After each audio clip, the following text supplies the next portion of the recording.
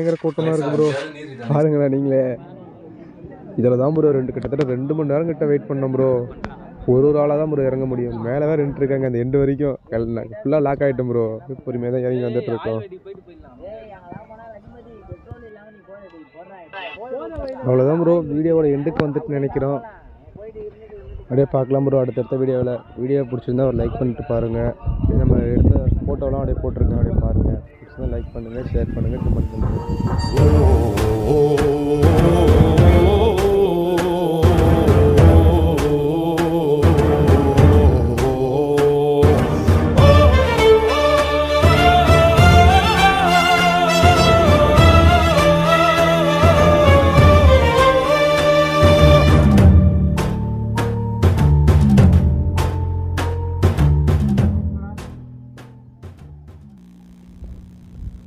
அவ்வளோதான் ப்ரோ. போக